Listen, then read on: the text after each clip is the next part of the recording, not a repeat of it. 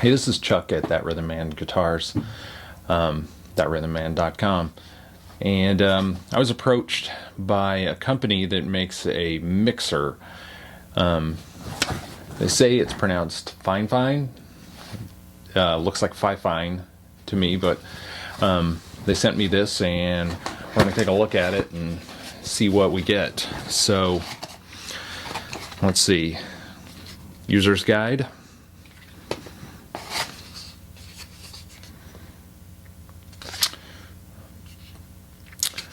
Little card information about the company.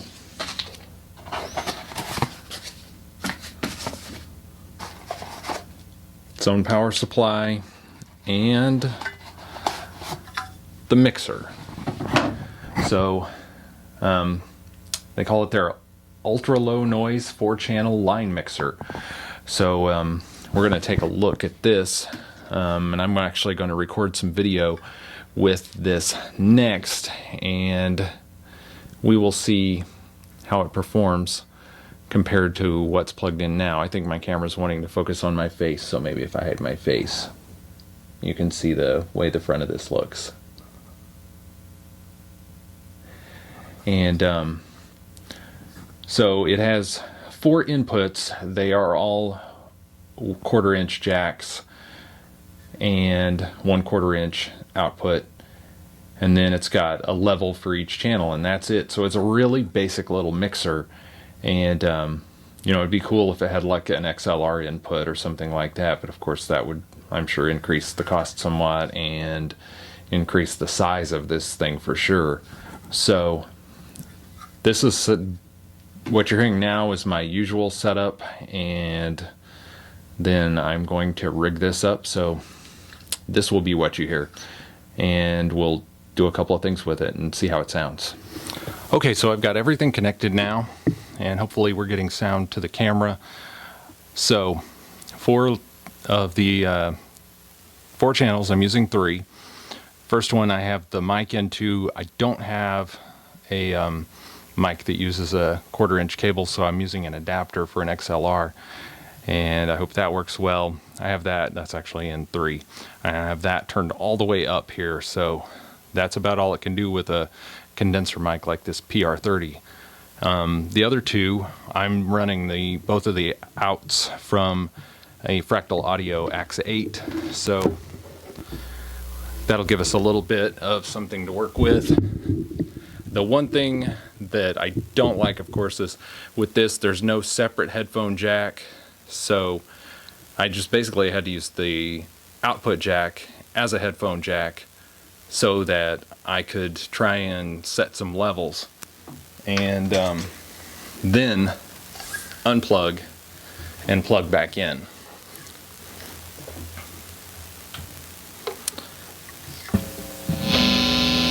So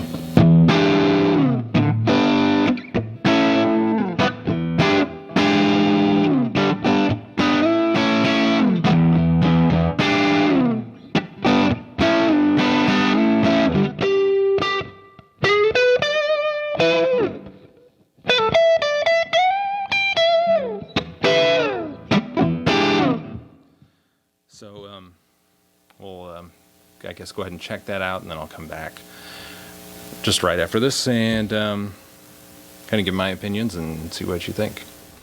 Okay, so I went back and listened to what I'd recorded, and what I can tell is compared to this setup that I normally use, it does have a little bit more, you know, regular signal noise when there's no sound, for sure.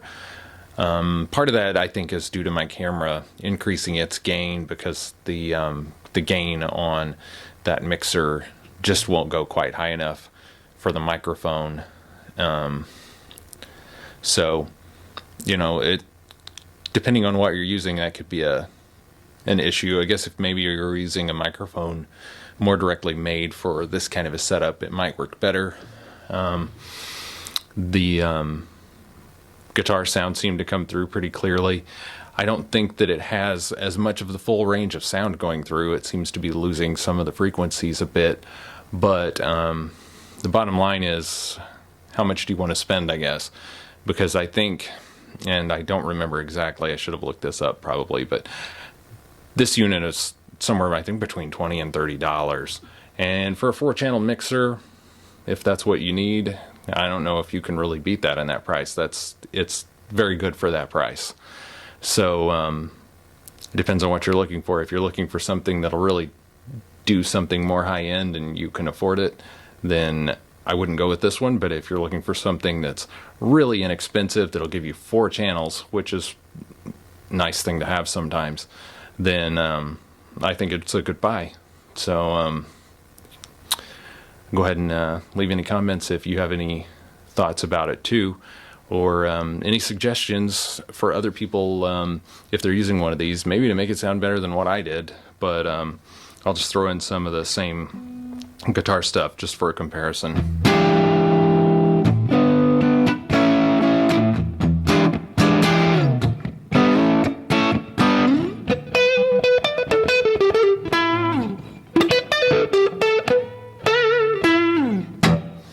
So anyway, for other uses, other things, check us out, especially for vintage guitars and especially arch tops. Check us out at thatrhythmman.com.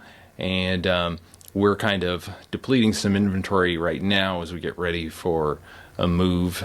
And starting later this summer, July 2019, we'll start ramping things back up. And in the meantime, keep checking us out. We'll still be having a little bit of new inventory here and there as it's ready to go.